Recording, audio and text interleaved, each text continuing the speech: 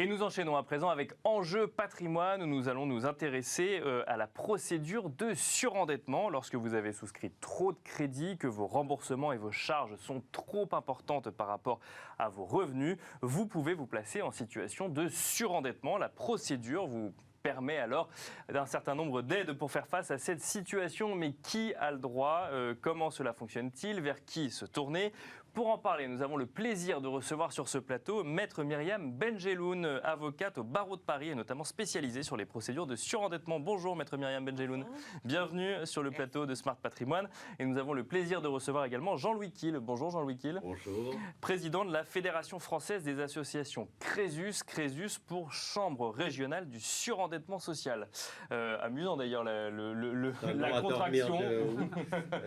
C'est un nom qui ne fait pas peur. Qui ne fait pas peur, exactement. Vous êtes présent sur toute la France pour aider les personnes en situation de surendettement. Déjà, on va commencer avec vous, Jean-Louis Kiel. De quoi parle-t-on quand on parle de surendettement? Est-ce qu'il y a un seuil défini? Est-ce que ça dépend des différents profils? C'est simple, il suffit de faire un petit bilan, de mettre d'un côté les ressources, vérifier si on a activé l'ensemble des aides, APL, prime Pôle emploi, et d'autre part les charges fixes, les impôts, le loyer, l'électricité, les crédits qu'on a en cours et si le reste à vivre, c'est-à-dire la somme nécessaire pour nourrir la famille, pour faire de l'épargne ou pour avoir des loisirs, est insuffisante, voire même déficitaire, c'est-à-dire qu'on a un endettement structurel.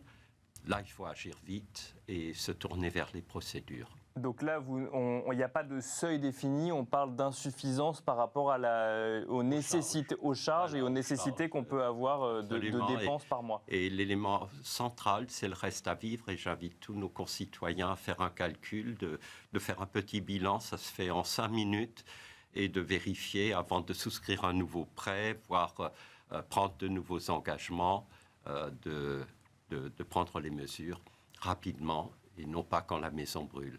Et alors justement, ça veut dire qu'on peut être surendetté sans le savoir? On le sait parce que je pense qu'à un moment donné, il y a le découvert bancaire, par exemple, qui commence à être dépassé, qu'on dépasse l'autorisation, qu'il commence à y avoir des rejets. Au lieu de rechercher à emprunter, c'est en fait de refroidir la machine. Et on le constate, beaucoup de ménages sont par exemple surassurés, ont 4 assurances qui couvrent la même chose et ne bougent pas. Et là, il faut rapidement agir et on peut sauver finalement une situation sur 2, permet, si on agit précocement et on fait ce bilan, de trouver une solution et d'éviter le drame du surendettement, qui n'est pas un drame, parce que c'est un moment de la vie où il faut agir vite. Mais c'est un moment qui peut être effectivement compliqué. C'est intéressant cet exemple des assurances, parce que ça montre qu'effectivement, on n'est pas forcément surendetté avec des crédits et des dettes à rembourser, mais parfois avec des charges qui peuvent être très élevées. Myriam Benjeloun, la définition qui est donnée du surendettement par Jean-Louis Kiel laisse entendre qu'on est face à des gens qui ont des faibles revenus. Est-ce que c'est toujours le cas? Quel est le laisse entendre, je ne sais pas, mais en tout cas, c'est comme ça que je l'ai compris. Est-ce que c'est toujours le cas ou quels sont les profils que vous rencontrez dans des situations de surendettement? Alors en effet, les situations de surendettement ne sont pas de l'apanage seulement des personnes qui ont des revenus faibles. D'accord. Le revenu médian est à peu près de 2 000 € dans les dossiers de surendettement. Alors bien évidemment, vous aviez même des salariés en CDI qui sont en situation de surendettement, donc ce n'est pas forcément le chômage ou les situations de précarité.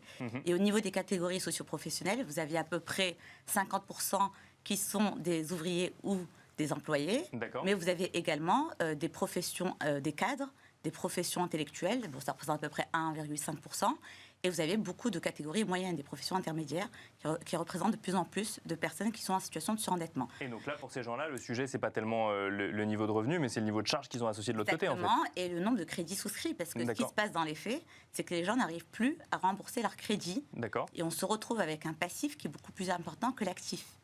Donc c'est vrai que ces personnes ont du mal à se dire qu'ils sont en situation de surendettement, mais à un moment, comme a dit monsieur, c'est une situation où il y a des rejets, des découvertes bancaires, et c'est très difficile de prendre conscience de cette situation de surendettement. Mais en fait, il suffit en effet d'avoir des difficultés à régler ces charges.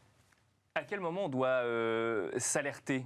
C'est au moment du découvert bancaire? C'est quand on commence à avoir beaucoup de créanciers qui nous relancent. D'accord. Quand on commence à avoir des huissiers qui commencent à nous envoyer des recouvrements. Et donc c'est à ce moment-là où la situation devient critique. Et en général, c'est les sociétés de recouvrement ou les huissiers qui mettent la puce à l'oreille aux débiteurs et qui, à ce moment-là, se rapprochent soit des travailleurs sociaux, soit des avocats pour essayer de trouver des solutions concrètes. Et alors justement, donc, parmi les solutions, il y a cette procédure de surendettement, procédure qui s'effectue auprès de la Banque de France, qui va décider de vous placer ou non en situation de surendettement. Jean-Louis Kiel, dans cette procédure, les associations Crésus interviennent à quel moment? C'est-à-dire qu'on vient vous voir et on vous dit j'y arrive plus, qu'est-ce que je peux faire? Ou on vient vous voir un petit peu plus tard quand on a déjà fait des démarches seuls au niveau de la Banque de France? Les deux cas sont fréquents. C'est d'abord au moment où l'on commence à avoir des difficultés, où la maison brûle déjà d'ailleurs, alors qu'on pourrait agir beaucoup plus tôt. C'est le problème de l'éducation financière et budgétaire. Nos concitoyens en France, vous voyez, on n'aime pas l'argent, on n'aime pas en parler.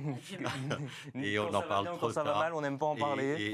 Et malheureusement, quand la maison brûle, on fait d'abord ce bilan qui est vraiment essentiel, qui est un bilan sociologique et financier. Donc ça, vous le faites au sein des associations Crésus, vous le faites ensemble? Au sein des associations Crésus, sans porter de jugement. Nous n'avons pas un rôle de moralisateur. Notre rôle, c'est simplement de mettre à plat la situation. Souvent, les couples viennent nous voir et l'un a souscrit des prêts, l'autre n'était pas au courant. Donc, de clarifier la situation et ensuite de la qualifier, de la préqualifier. Est-ce qu'on va vers un dossier de surendettement ou est-ce qu'on peut refroidir la machine, arbitrer sur certaines charges? Bien sûr. Et passer parfois par un délai de grâce qui est une solution douce qui permet aux personnes d'obtenir une suspension pendant un certain temps jusqu'à ce que le régime matrimonial soit liquidé, jusqu'à ce qu'une succession soit liquidée. Donc là, c'est aller voir les créanciers et leur demander un délai sans passer par la Banque de France. C'est voir le juge, puisque c'est par voie de requête. On saisit le juge, il vous suspend pendant 6 mois ou 18 mois ou 2 ans au maximum les dettes et il vous permet d'être à jour de vos dettes courantes. Et lorsque vous avez retrouvé du boulot, vous reprenez le cours normal des choses. Et puis, si c'est plus grave, il faut passer par la procédure de surendettement. Il ne faut pas avoir peur de le déposer. Il faut le faire très tôt pour éviter la fameuse spirale dont vous parliez tout à l'heure. Elle est protectrice, cette procédure. Elle permet de protéger le bien principal lorsque les gens sont propriétaires. Donc, c'est une procédure d'excellence que nous avons en France. Et bien justement, on va rentrer dedans. Alors, Myriam Benjelloun, on parle de juge, on parle de procédure de surendettement vis-à-vis de la Banque de France, des sujets qui peuvent faire peur, parce qu'effectivement, on n'aime pas parler d'argent, mais on aime encore moins aller se frotter à la justice. Vous êtes avocate, vous accompagnez ces gens dans ces procédures de surendettement.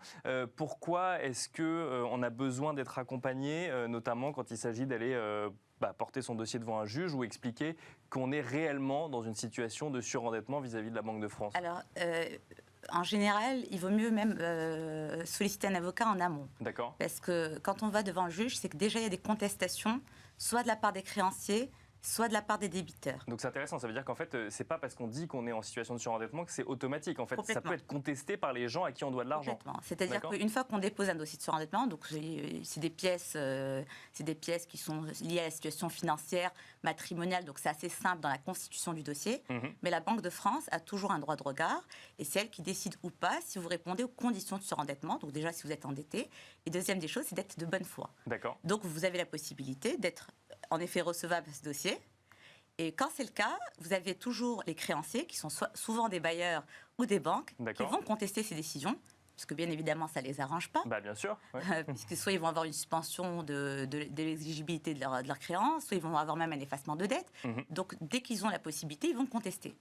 Donc c'est la raison. Mais par contre, la Banque de France peut décider de voir les remboursements suspendus pendant une certaine période, voire d'effacer la dette. Ça, c'est possible. Mais encore faut-il être de bonne foi. Et c'est là où tout repose sur ce que vous nous dites. Donc vous avez en fait 2 étapes au niveau de la procédure de surendettement. Vous avez l'étape de la recevabilité du dossier, c'est-à-dire oui ou pas vous rentrez dans le cadre légal. Et ensuite, une fois qu'on considère que vous êtes recevable, là, la Banque de France établit un plan avec les créanciers ou sans les créanciers, ce qu'on appelle des mesures imposées. Et dans des cas, en effet, on n'a pas de capacité de remboursement, c'est ce que disait, Jean-Louis Kiel, en effet, pardon. En fait, vous avez justement cette étude de ressources moins charges, et en fonction si vous avez ou pas une capacité de remboursement, la Banque de France décide d'un effacement de dette. D'accord. Et c'est là où c'est intéressant pour le débiteur, puisque ces dettes sont effacées. Ça, c'est la dernière étape. Pour le coup, j'imagine, c'est quand on ne peut même plus étaler les remboursements. Ouais. Et c'est là où les créanciers, ayant crainte que cette situation se passe, tout de suite se réfugient dans la contestation devant le juge. Donc c'est systématique la contestation ou ça dépend? C'est quasi systématique. Non, je ne suis pas d'accord. Je ne suis pas d'accord. En tout cas, moi, des dossiers où je suis saisie... Ça n'est pas systématique, la procédure est accessible aux citoyens. Il y a 3% qui font l'objet de contestation, hein, donc c'est quand même assez faible. Et je pense qu'il faut rassurer les ménages, dans la mesure du possible, de faire d'abord leur bilan. Et effectivement, dans les cas les plus délicats, où il y a une situation patrimoniale qui justifie, s'il y a une contestation, à partir de ce moment-là, de se faire accompagner, parce qu'il n'y a pas d'obligation de représentation. La procédure se veut vraiment accessible. Il ne faut pas avoir peur. Oui, il ne faut pas avoir peur. Mais et elle n'est pas si complexe que ça. En effet. Il y a des situations délicates. Les irrecevabilités, moi je trouve que la bonne foi ou la mauvaise foi est un jugement moral qui devrait être supprimé parce que c'est une procédure économique. Il s'agit à la fois de protéger les créanciers, ce qui est logique. C'est aussi le droit du contrat. Et de l'autre côté, protéger le ménage et ramener la paix sociale là, et redonner une seconde chance aux personnes, aux femmes et aux hommes, d'avoir le courage d'affronter leur destin. C'est pas la mort, le surendettement. Non, bien sûr. Mais alors, Myriam Benjeloun, donc effectivement, on se doute bien qu'en tant qu'avocate, vous avez peut-être les dossiers les plus sensibles, les plus complexes, et donc là où effectivement il y a des contestations. Jean-Louis Kiel l'a rappelé, bonne foi ou mauvaise foi. Bon, aujourd'hui, il y a un jugement là-dessus. Ça veut dire quoi être de mauvaise foi vis-à-vis de la Banque de France? Ça veut dire que vous auriez eu la capacité d'anticiper la situation? À quel moment on va juger ça ou... Alors déjà, ce qu'il faut savoir, c'est qu'en droit, la bonne foi est présumée. D'accord. Donc, rarement sont les jugements qui retiennent la mauvaise foi. Donc ça, en effet, il faut rassurer nos concitoyens sur ce point. C'est-à-dire la bonne foi est présumée. Donc, même si un créancier vient indiquer que vous êtes de mauvaise foi, vous n'allez pas être jugé de mauvaise foi. C'est très compliqué de rapporter la preuve qu'un débiteur est de mauvaise foi. Et donc, la Banque de France retient que vous êtes de mauvaise foi quand vous avez déposé un précédent dossier, par exemple, et que vous n'avez pas respecté le plan qui a été mis en œuvre. D'accord. Et donc, en général, ces situations-là, c'est pas quand vous aviez pris des crédits disproportionnés ou énormément de crédits, parce que c'est une situation, on est en situation de surendettement, c'est que forcément, on n'a pas su gérer notre budget. Bien sûr, donc, c'est pas du tout cette situation qui est sanctionnée. Comme il disait Monsieur Kiel, c'est en effet la situation. La Banque de France est assez clémente avec nos concitoyens. Ils acceptent en général les dossiers. C'est vraiment des situations assez rares quand la mauvaise foi est soulevée par la Banque de France. Mais ça peut arriver, effectivement. Ou en tout cas, on sait que la question va être posée à un moment ou un autre. Voilà. Mais en général, c'est souvent quand il y a eu un précédent dossier et que ça n'a pas été respecté, ou qu'on est en plein dossier de surendettement, qu'on a contracté notre crédit alors qu'on a une interdiction d'aggraver son endettement. Donc ça reste des situations assez rares. Et après, une fois qu'on est placé en procédure de surendettement et qu'on est considéré comme surendetté, là, pour le coup, en fait, l'idée, c'est vraiment de donner du souffle, donner de l'air aux personnes concernées avec des étalements de crédit, voire des reports, voire attendre que la situation s'améliore, voire effacer des dettes dans les cas les plus dramatiques, pour le coup. Exactement. Et ben, ce sera la fin de cette émission. Merci beaucoup à tous les deux. Merci, Maître Myriam Benjeloun, avocate au barreau de Paris, et donc notamment spécialisée sur les procédures de surendettement et peut-être sur les cas les plus compliqués. Merci Jean-Louis Kiel, président de la Fédération française des associations Crésus, donc chambre régionale du surendettement social. Merci à vous de nous avoir suivis et je vous donne rendez-vous demain pour un nouveau numéro de Smart Patrimoine. Et d'ici là, n'hésitez pas à retrouver le replay mais également le podcast de l'émission sur toutes les plateformes de podcast.